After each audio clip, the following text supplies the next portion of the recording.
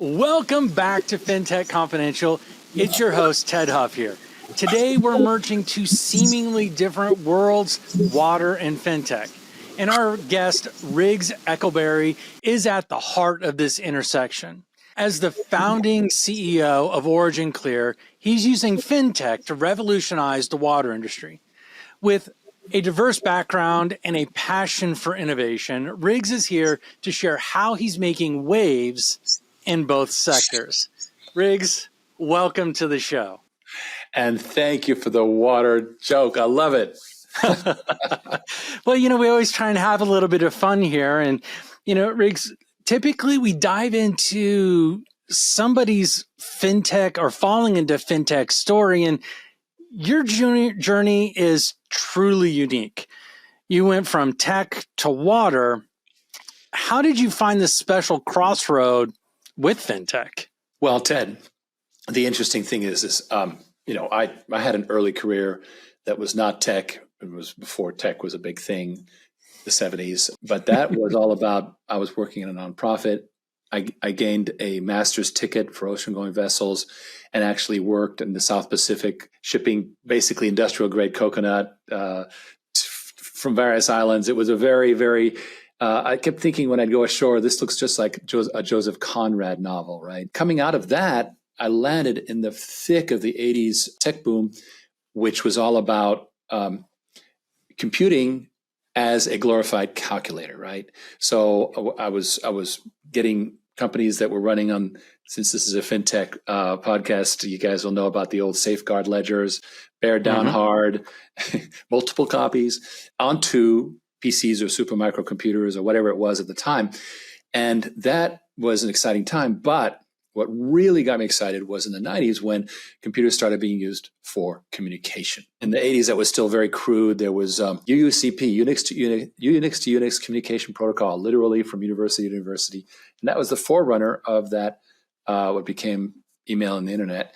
So that really excited me. The 90s was where I already found my footing. And I love the speed of transformation because the high-tech life cycle of any product is obsolescence, right? You get your foothold, you get the adoption, and then quickly the conservatives and the skeptics adopt it, and then there's a new one, right? And if you don't stay on that rising waterfall in a way, a water up, you might say, then you'll lose it. And there's countless examples. Clayton Christensen used to write about that when he was alive, about how companies were obsoleted from within by failing to realize that they literally had to kill their model to survive in the next one. So that I loved. And unfortunately, I then put my finger up and I said, I really want to be a CEO. And that, of course, led to, watch what you wish for, right? Well, it's funny. You talk about that obsolescence method. And I always go back, being a product geek myself, I always go back and think about how Kodak was the company that literally invented digital photography and held on so tightly to the film side of photography that they lost all their foothold. And now the only place you'll see Kodak is in the little small cameras that print out all the little small papers. And that's about it. And you've got Sony and you've got Panasonic and you've got Canon that have taken over digital photography and videography. So that piece of being able to identify when it's time to make that next leap and, like you said, kill your baby or kill that product to move forward and keep going forward is a big, big piece. I was actually there in the year 2000. I was trying to help a company called eMemories to find a footing, and ultimately they didn't take my advice to shut down. But whatever. What was interesting was that summer and fall and going to 2001, I heard that the CFO of Kodak had done the numbers, said Kodak's done. And yet they did not react. They didn't hey, do something, right? Now, who did something was Netflix. I remember when they sectioned off the VHS business into the online one, and that was very decisive. They just did a whole, you're off the island. You're VHS, you're off the island. And they made a very decisive move, and that basically made them the market leader. So, I think that it really is about decisiveness. I'm very interested in creative disruption because basically you're sitting in a box, which is your current business model. And to exit that box, you basically have to crack the code, right? So you're going to do a bunch of experimental things that'll be what I call mistake-based marketing. That's the term that I invented years ago because you got to, it's your market test, right? Try. And in the internet, you can create whole products, test them out. Oh, didn't work, and throw them away. But then once you figure out what you got, then it's a wholehearted commitment to the new thing. And then from that point on, stay with that thing and then continue to improve it. I drive a Tesla, and I'm amazed by how constantly they're improving the interface, the user interface, the experiences. The poor Ford CEO was complaining the other day about he's got 150 subcontractors, and they all have their separate software, and the Ford EVs are horrible as a result. They just can't pull it together. They're going to have to reinvent the company, which is, again, almost impossible to do given their legacy. Whereas Tesla, single platform, integrated, they cracked the code on the next generation car, and now they're innovating so far ahead of the competition. And I've got a brother who's got a Mercedes. He got a Mercedes on a lease, really cheap, an EV, and he's got Tesla envy because he has to charge at the local Whole Foods and whatever weird stuff like that. He's almost like a charging bandit. Well, that spells market dominance for Tesla. Yeah. And there have been a lot of things, especially like that have happened that we see even in the financial technology space. You see the adoption of everything going from having to go to the bank and physically be in person with that. It got super accelerated during the pandemic where everything was either virtual or online or over the phone. And it accelerated to that point to where now the branches are nearly obsolete unless you're trying to extract cash that is a greater amount than what is in the ATM or allowed by the ATM. And there are a handful of other things that it can do, but we've had a number of those pieces move forward, especially in financial technology. One of the things that gets me really curious with you talking about the disruption and the disruptive innovation, as you mentioned it, how did you go from looking at those things, going from shipping coconut to water? Like, how did you make that jump? And is it really a big jump? Well, after I had my learning experience in the 80s running my own company in Manhattan with 12 people and freaking out every 2 weeks about payroll, that whole learning experience, which by the way was a business failure, and a conscious one, I went, you know what, I can't handle this. And I gave the business to my best salesman, and he prospered because he realized something I didn't, which was the value of the ARR, right? The annual recurring revenue or monthly recurring revenue from having, I was computerizing clients for the first time, which was really, I didn't realize it. That was the loss leader. And, you make very little money on it because it's royal especially since I was a zip code reseller for AT&T, I was doing everything under the sun. Well, that means you're not going to make a lot of money because you haven't standardized. But once you've got them, then you've got them for a quarter century, which Juan, my inheritor, has been doing ever since. Okay, so a lot longer than that. It was since the 80s. So what I emerged from that, and like you, I got into the product space, product management. I learned product management the old-fashioned way at a utilities company called Quarterdeck, and they had utility software. And I was the guy who made Clean Sweep, a major brand. Clean Sweep 95 was like my masterpiece. And then, of course, the company completely hit the wall on trying to make it on the internet. They didn't know how. They launched 28 internet products, and all of them failed. Out of that debacle came things like WebEx, but also I was able to then spend the next 10 years. When a company blows up, it creates a huge network because everybody goes everywhere. They go to Microsoft, they go to, Oracle, whatever. And now you got your network, which I didn't have before because I was an entrepreneur. So now I spent the next 10 years becoming corporate. And I wound up in 2006 with a position as the number 2 of a company about to go on the NASDAQ, which it did successfully. But I was like, you know what? It's time for me to be a CEO. And I said that to these friends of mine who ran a fund. And they said, yeah, Rix, we think you'd be a great CEO, but forget about high tech. We're doing green. Green is hot. Green is the thing.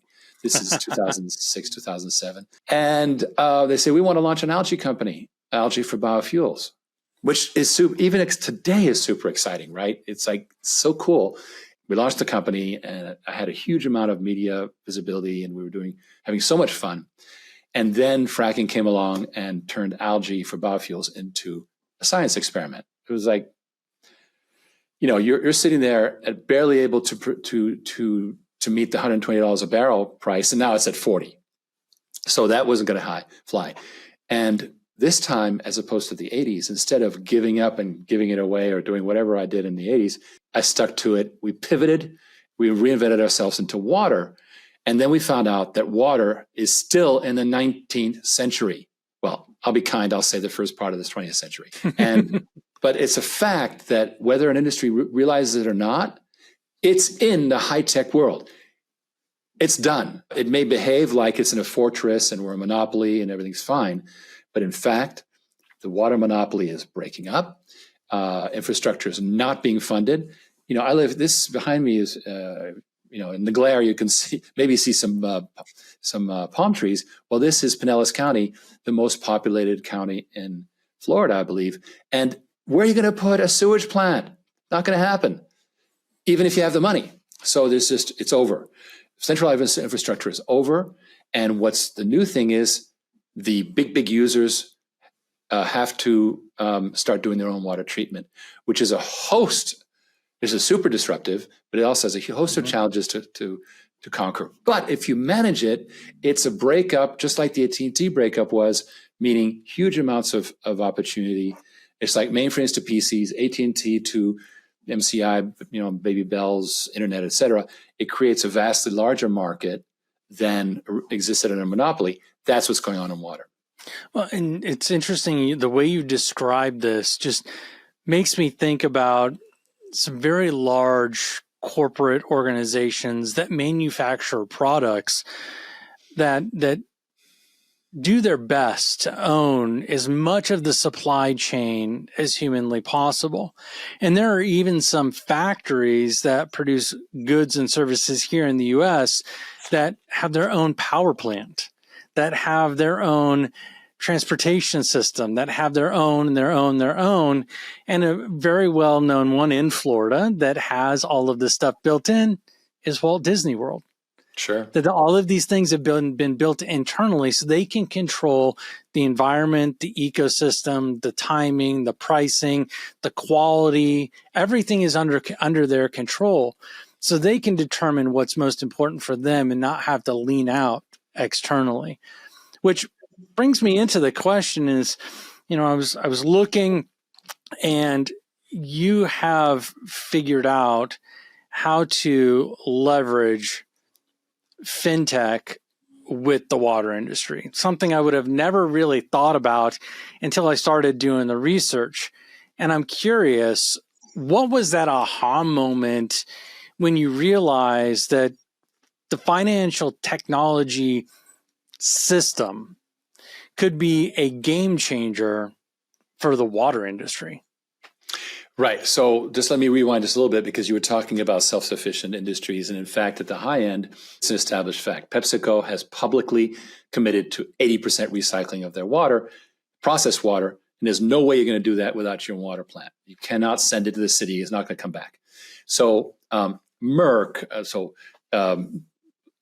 pharma, food and beverage, chip manufacturing, and energy is a 4 water-intensive markets that are adopting big time at the high end. We are working more in the mid-range, which is, of course, it's a bigger bulge, right? It's like Jesse James said, why do you rob banks? Because that's where the money is. Well, where the installations are is in the mid-range. There's only so many Fortune 500s. I think there's maybe 500. So there's tens of thousands of these breweries, RV campgrounds, mobile home parks, just the everyday working class of industries that are now starting to need the same thing. So we identified that. In 2018, we built a company around a guru of decentralized water and built that up into a business that's doing very well today. And what that required was downsizing from utility scale to the corner of a brewery. And that he came to us with that technology, has further refined it with us. So technology side was taken care of. But there we were, 2019, okay, and we were not seeing things grow the way they should. It was incremental. The water industry grows incrementally, 15% a year. Woohoo! Champagne comes out, and 15% a year in tech is like, kill me now. You might as well be Informix to take you back to a very old brand that went away. Oh Lord, yes. yeah. I thought I would take you back, but anyway, or Ingress, any one of those that concentrated on quality and forgot about acquiring seats as Oracle did. So we were there at the end of 2019 going, okay, nothing's really changing, but we were like still rearranging deck chairs, making things happen, trying to live through the growth curve. And then COVID hit. And our realization came right after my birthday, the second week of February, when crude crashed. Price of crude crashed because of Wuhan having been shut down for a month. And we went, oh, Lord, this is about to become a domino effect worldwide. Now, we had no idea how bad it was going to get, but also we didn't realize there was going to be a CARES Act. So, yes, the whole world went into lockdown, but yes, also capital help did come along for many, many people who it kind of got them over the hump, frankly. Mm-hmm. So we were sitting there going, we got to do something. And that's when we turned to finance, because there's going to be a capital problem with these industries trying to do their own water treatment. Because if you're a brewery, it's not in your capital plan to spend $1 million on a water plant. It's just, that's not what you do. You're making beer. And so over a period of time, we created something called Water on Demand, which allows you to basically to sign a contract, 10, 15-year contract, and just get your water on the meter. Two important things come out of that. Number one, on the demand side, the municipality gets a lot less demand for water treatment. It reduces the burden, not just for water treatment, water sewage treatment, but also for the water supplying water. Why? Because on the other side, we have the business that now is able to recycle its own water, so it needs less net incoming water. Mm-hmm. Number two, it has control over water rates, which are skyrocketing. People don't realize that water and sewage rates are inflating at the same rate as college tuition in this country. Wow. And we hear about college tuition. Do we hear about the water? No, but it's causing drama for people who are losing their water through defaults. And now they're stuck with bottled water, which is even worse. I mean, we're making these people back into third world residents. And why? Because industry and agriculture is 90% of the load. The third thing that these businesses love is that they don't get interference from the city. As long as they meet the permit requirements for dumping the water treated, everybody's happy. And so it creates this independence, this self-reliance that businesses like.